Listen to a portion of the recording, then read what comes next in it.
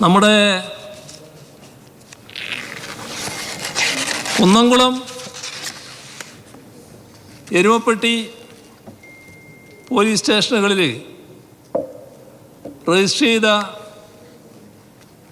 വിവിധ കേസുകളിൽ പ്രതിയായിട്ടുള്ള സുജിത്ത് കുന്നംകുളം സ്റ്റേഷനിൽ മർദ്ദനത്തിനിരയായി എന്നാരോപിച്ചുകൊണ്ട് തൃശ്ശൂർ സിറ്റി ജില്ലാ പോലീസ് മേധാവിക്ക്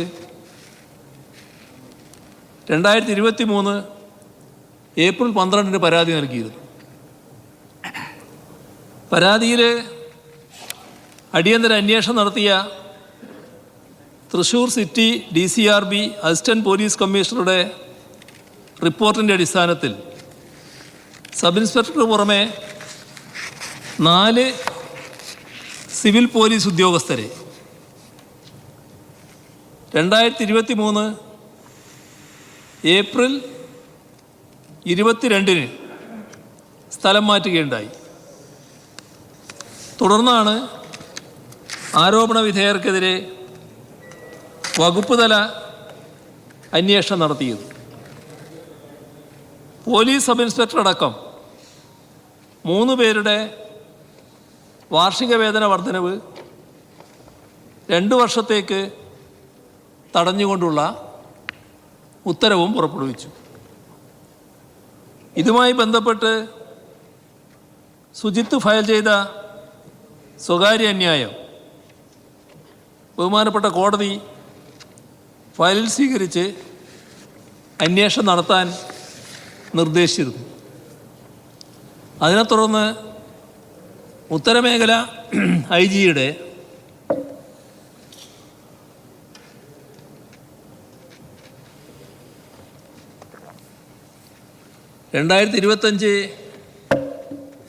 സെപ്റ്റംബർ 6 ഉത്തരവ് പ്രകാരം ആരോപണ വിധേയരായ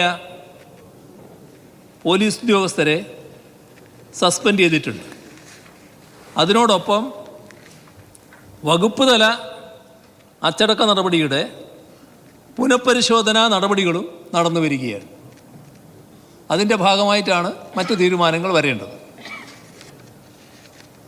പീച്ചിയിലെ ഒരു ഹോട്ടലിൽ നടന്ന വാക്തർക്കവുമായി ബന്ധപ്പെട്ട് ലഭിച്ച പരാതിയിൽ ഹോട്ടലിൻ്റെ ഉടമയായ ഔസേഫ് എന്നയാളുടെ മകനെയും ജീവനക്കാരനെയും പീച്ചി പോലീസ് സ്റ്റേഷനിൽ വെച്ച് SHO ആയിരുന്ന രതീഷ് മർദ്ദിച്ചുവെന്നും ജാമ്യമില്ലാത്ത വകുപ്പുകൾ പ്രകാരം കേസെടുത്ത് ജയിലിലടക്കുമെന്ന് ഭീഷണിപ്പെടുത്തിയെന്നും ആരോപിക്കപ്പെട്ട് പരാതി ലഭിച്ചിരുന്നു.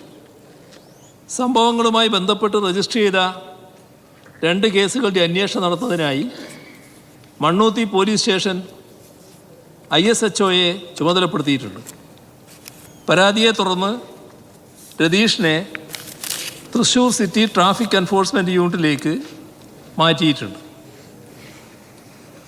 കൊല്ലം കണ്ണനല്ലൂർ പോലീസ് സ്റ്റേഷനിൽ പരാതിക്കാരിയോടൊപ്പം സ്റ്റേഷനിലെത്തിയ സജീവ് എന്നയാൾ പോലീസ് ഉദ്യോഗസ്ഥനോട് കയർത്ത് സംസാരിക്കുകയും പിന്നീട് വീണ്ടും സ്റ്റേഷനിലെത്തി ബഹളം ഉണ്ടാക്കുകയും ചെയ്ത സംഭവത്തിൽ ക്രൈം നമ്പർ 1338/2025 കേസ് രജിസ്റ്റർ ചെയ്തിട്ടുണ്ട്. മൂവാറ്റുപുഴയിൽ സ്വകാര്യ സ്ഥാപനത്തിലെ ഇൻവെർട്ടറിൻ്റെ ബാറ്ററി കാണാതായ സംഭവവുമായി ബന്ധപ്പെട്ട് ലഭിച്ച CCTV ദൃശ്യങ്ങളിൽ വ്യക്തത വരുത്തുന്നതിന് അമൽ ആൻ്റണി എന്നയാളുടെ വീട്ടിലെത്തിയ പോലീസിനോട് നിസ്സഹരിച്ചതിനെ തുടർന്ന് സംശയം ബലപ്പെട്ടതിൻ്റെ അടിസ്ഥാനത്തിൽ അമലിനെ സ്റ്റേഷനിലേക്ക് കൊണ്ടുപോവുകയുണ്ടായി. തുടർന്ന് പരാതിക്കാരനായ കടയുടമ ബാറ്ററി പരിശോധിക്കുകയും ബാറ്ററി തൻ്റേതല്ലെന്ന് വ്യക്തമാക്കിയതിനെ തുടർന്ന് അമലിനെ വിട്ടയക്കുകയും ചെയ്തിരുന്നു. തിരുവനന്തപുരം പേരൂർക്കട പോലീസ് സ്റ്റേഷനിൽ സ്വർണ്ണമാല മോഷണം പോയതുമായി ബന്ധപ്പെട്ട് ലഭിച്ച പരാതിയിൽ പരാതിക്കാരിയുടെ വീട്ടിൽ ജോലി സഹായത്തിനായി നിന്ന യുവതിക്കെതിരെ കേസ് രജിസ്റ്റർ ചെയ്ത് അന്വേഷണം നടത്തുകയുണ്ടായി. അന്വേഷണത്തിനിടെ പരാതിക്കാരി സ്വർണ്ണമാല തിരികെ കിട്ടിയതായും തുടരന്വേഷണം ആവശ്യമില്ലെന്നും അറിയിച്ചതിൻ്റെ അടിസ്ഥാനത്തിൽ FID റിപ്പോർട്ട് കോടതിയിൽ സമർപ്പിച്ചു. പ്രതിയേർക്കപ്പെട്ട യുവതി പിന്നീട് പോലീസിനെതിരെ നൽകിയ പരാതിയിൽ നടത്തിയ അന്വേഷണത്തിലെ റിപ്പോർട്ടിൻ്റെ അടിസ്ഥാനത്തിൽ സബ് ഇൻസ്പെക്ടർ പ്രസാദിനെയും ഗ്രേഡ് ASI പ്രസന്നകുമാറിനെയും സസ്പെൻഡ് ചെയ്തിരുന്നു. ഇക്കാര്യത്തിൽ ക്രൈം നമ്പർ 850/2025 പോലീസ് ഉദ്യോഗസ്ഥർ ഉൾപ്പെടെയുള്ളവരെ പ്രതിയാക്കി കേസ് രജിസ്റ്റർ ചെയ്തിട്ടുമുണ്ട്. 1/1/2020 അടൂർ പോലീസ് സ്റ്റേഷൻ പരിധിയിലുണ്ടായ വാഹനാപകട കേസിൽ വാഹനം ഓടിച്ചിരുന്നയാൾക്കെതിരെ മദ്യപിച്ചതിനും പോലീസിൻ്റെ കൃത്യനിർവഹണത്തിന് തടസ്സം വരുത്തിയതിനും ക്രൈം 7/2020 കേസ് രജിസ്റ്റർ ചെയ്തിരുന്നു. 5 മാസത്തിന് ശേഷം ആ വ്യക്തി വീട്ടിൽ കുഴഞ്ഞു വീഴുകയും ആശുപത്രിയിലെത്തിക്കവേ മരണപ്പെടുകയും ചെയ്തിരുന്നു. ഇക്കാര്യത്തിൽ 1798/2020 കേസ് രജിസ്റ്റർ ചെയ്തിട്ടുണ്ട്. മരണകാരണം ഹൃദയ സംബന്ധമായ അസുഖമാണെന്നാണ് പോസ്റ്റ്മോർട്ടം റിപ്പോർട്ട്. ചിറയൻകീഴ് പോലീസ് സ്റ്റേഷനിൽ പരാതിക്കാരെ വിളിച്ചു വരുത്തിയ സന്ദർഭത്തിൽ പരാതിക്കാരൻ്റെ കണ്ണിൽ കുരുമുളക് സ്പ്രേ ചെയ്തു എന്ന സബ് ഇൻസ്പെക്ടർക്കെതിരായ പരാതിയിന്മേൽ ജില്ലാ സ്പെഷ്യൽ ബ്രാഞ്ച് DYSP അന്വേഷണം നടത്തി വരികയാണ്. കുണ്ടറയിലെ 2024 ഒക്ടോബർ 10 തോംസൺ തങ്കച്ചൻ ഭാര്യയെയും കുടുംബങ്ങളെയും ദേഹോപദ്രവം ഏൽപ്പിച്ച സംഭവത്തിൽ കുണ്ടറ പോലീസ് സ്റ്റേഷനിൽ ക്രൈം 1553/24 കേസന്വേഷണം പൂർത്തിയാക്കി ബഹുമാനപ്പെട്ട കോടതിയുടെ പരിഗണനയിലാണ്.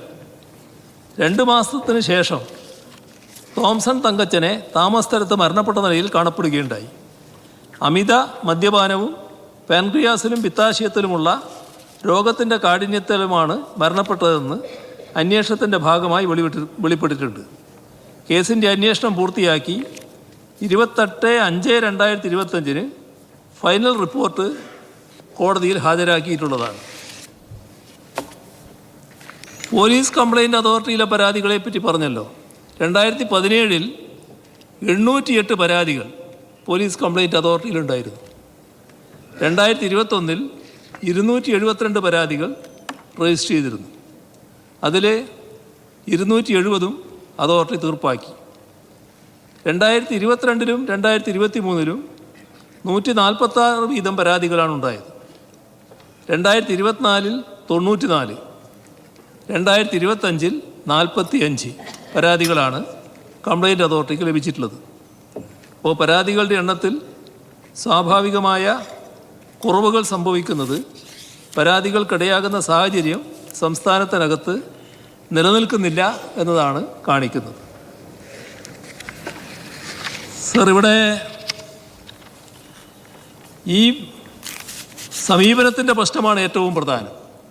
പോലീസിൽ ഏതെങ്കിലും തരത്തിലുള്ള തെറ്റായ കാര്യങ്ങൾ സംഭവിച്ചാൽ ആ തെറ്റായ കാര്യങ്ങൾക്കെതിരെ കർക്കശമായ നടപടി സ്വീകരിക്കുക എന്നുള്ളതാണ് ഗവൺമെൻറ് സമീപനം. അതിൽ പിരിച്ചുവിടലടക്കമുള്ള നടപടികൾ സ്വീകരിച്ചിട്ടുണ്ട്. അത് കുറ്റത്തിൻ്റെ കാഠിന്യമനുസരിച്ച് ഇനിയും അതേ സമീപനം തന്നെ തുറന്നു പോവുകയാണ് ചെയ്യുക. പൊതുവെ അതിന് സ്വീകാര്യതയാണ് ഉണ്ടായിട്ടുള്ളത്. ഇതാണ് ഈ കാര്യത്തിൽ പൊതുവെ പറയാനുള്ളത്.